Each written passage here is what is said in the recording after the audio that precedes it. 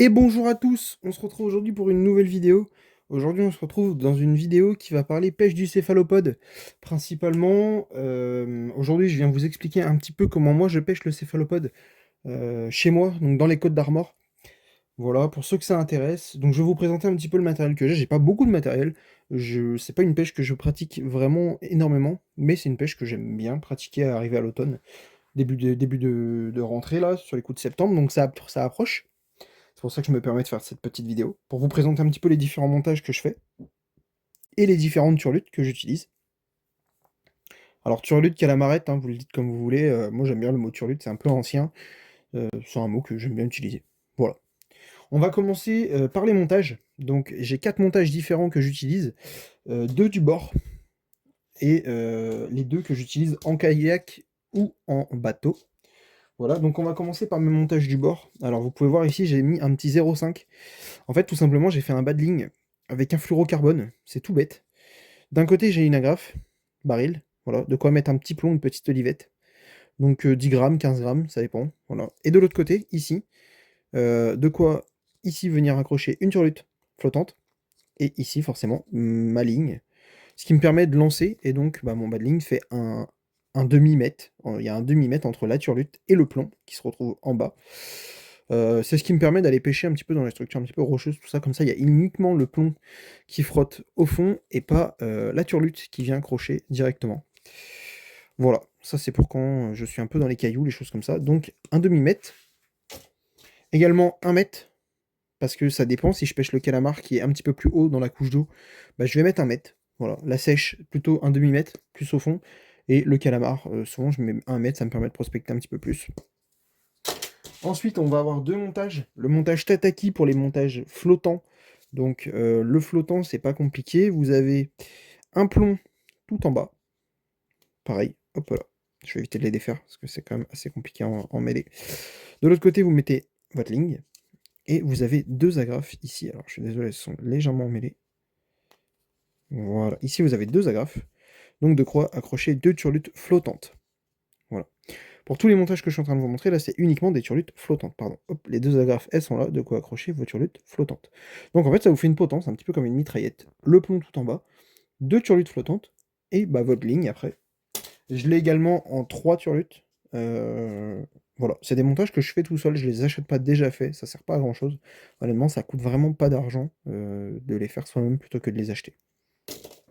Et au moins, vous pouvez sélectionner la qualité du fluorocarbone que vous souhaitez utiliser. En ce qui concerne les petits anneaux ronds, là, c'est du Caperan, vous pouvez acheter ça directement chez Decathlon en lot avec plusieurs. Donc voilà. Et ici, j'ai fait un tataki plombé, pareil que j'utilise en bateau ou en kayak. Ça concrètement, qu'est-ce que c'est? D'un côté, vous mettez votre canne. Donc ici, vous mettez l'agrafe de votre canne. Tout en bas, vous allez mettre une turlute plombée. Et au milieu, tout simplement, vous allez mettre une turlute flottante. Voilà. Donc la turlute flottante, elle fait un peu comme un petit teaser, en fait, si vous voulez. Donc voilà. Ça, c'est pour les 4 montages que j'utilise. Et ensuite, sur les turlutes, j'en ai pas beaucoup. J'en rachète de temps en temps, mais je reste sensiblement sur les mêmes modèles de base. Parce que j'aime pas changer vraiment beaucoup de turlutes. On va commencer par les turlutes flottantes. Donc j'ai 5 modèles, voilà, en stock. J'ai des petites turlutes comme ça de chez Kerfil. Voilà, c'est les turlutes flottantes. Voilà, tout simple. Ça me coûte pas très cher. Ça coûte même, voilà, ça lui manque même des plumes. Voilà. Mais ça pêche quand même, hein, je vous rassure. Un petit peu de bruit, voilà. Je l'ai en rose, en bleu, donc avec un peu d'attractant dessus de l'année dernière, et en orange. Voilà. Et ensuite, j'ai des petites turlutes flottantes de chez Decathlon. Voilà, celles-là qui sont vraiment très très cool. Donc ça, souvent, j'essaye d'en avoir au moins 2 différentes dans mes boîtes. Quand je vais à la pêche du céphalopode, c'est quand même bien pratique d'en avoir. Ensuite, j'ai des turlutes plombées. Donc, j'ai des petites turlutes. J'ai une petite turlute comme ça, une petite turlute Yozuri. Non, pardon, qu'est-ce que je dis comme bêtise? Je sais plus la marque. Je sais plus. Rose comme ça. Elle doit faire 8 grammes, 8 ou 10 grammes. Voilà. Je sais que ça pêche bien. Je sais qu'à chaque fois, je prends du poisson avec. Enfin, je prends du céphalopode. Donc, c'est une turlute que je garde. Voilà, je l'avais chiné, je sais plus trop où d'ailleurs. Et après, c'est les turlutes de chez Flashmer, là. Des turlutes toutes simples. Voilà. En termes de grammage, honnêtement, je peux pas vous dire.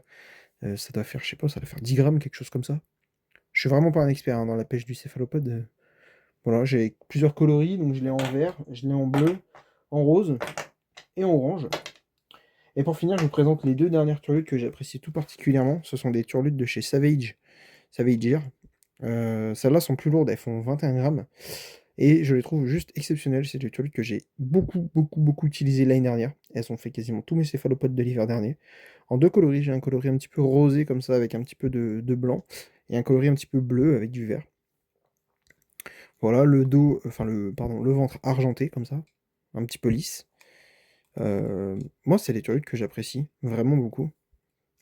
Déjà, de par leur petite œillet là, sur l'avant, sur le dessus, pour pouvoir accrocher, ce qui permet que la turlute, quand elle descende quasiment à plat et pas comme ça.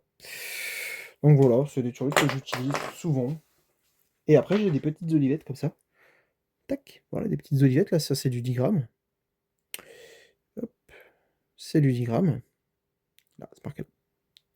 Et ça, je le mets en fait tout simplement. Alors, soit je le mets sur mes montages, comme je vous ai présenté, tataki, flottant de plombée, tout ça. Soit je le mets là-dessus, ou soit je le mets directement sur la graffe. Directement sur la graffe avec la turlute. Ce qui me permet de faire un ensemble pour que ça coule beaucoup plus vite et aller chercher le fond. Voilà, ça me permet de faire un petit peu du dents de scie. Sur du lancer ramené, ça peut être ultra intéressant si je sais que je suis sur du sable. Donc des petites olivettes comme ça, j'en ai en 10 grammes, en 15 grammes, j'en ai sous plusieurs tailles, en 20 grammes, enfin voilà. Donc ça, c'est pareil, j'achète ça chez mon petit détaillant de pêche, par chez moi, là. Donc voilà, c'est bien pratique. Et c'est tout, parce que honnêtement, la canne que j'utilise, c'est la canne du bord. J'ai pas encore investi dans une canne spéciale céphalopode. Je sais qu'il y a des cannes un peu spécifiques, avec des sensibilités un petit peu spécifiques. Mais pour l'instant, honnêtement, vu le nombre de céphalopodes que je pêche à l'année, c'est-à-dire à peu près une quarantaine, c'est vraiment pas nécessaire.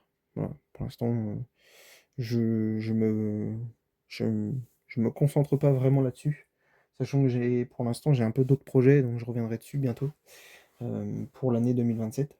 Donc voilà. Sur ce, moi je vous remercie d'avoir écouté. Si vous avez des questions, n'hésitez pas. Je peux répondre aux questions, malgré mon faible niveau. Et surtout, si vous avez des conseils sur la pêche du céphalopode, là je suis preneur. Là c'est moi qui vous demande de l'aide parce que je n'y connais absolument rien. Donc on va dire que je débute la pêche du céphalopode, hein, parce que pour l'instant moi je me considère toujours comme débutant. Ça va faire 3-4 ans que je pêche le céphalopode, mais je suis toujours aussi nul. Voilà, je pêche le poulpe, pardon, pas le poulpe, le calamar en tataki, en bateau ou en kayak. Et la sèche, j'ai dû en prendre une de toute ma vie. Voilà. Donc, soit j'ai pas les bonnes techniques, soit j'ai pas les bonnes façons de faire, les bons créneaux horaires, les bonnes marées. Je sais que la sèche est arrivée sur nos côtes là, il y a pas si longtemps que ça. Donc, à partir de la rentrée, là, je vais me chauffer à faire des petites sorties de nuit et tout, ou tard le soir, pour essayer d'aller faire de la sèche. Ou très tôt le matin. Voilà. Donc si vous avez des conseils, surtout, n'hésitez pas. Dites-moi si vous avez des conseils, je suis vraiment preneur. Je vous remercie et je vous dis à bientôt pour une prochaine vidéo.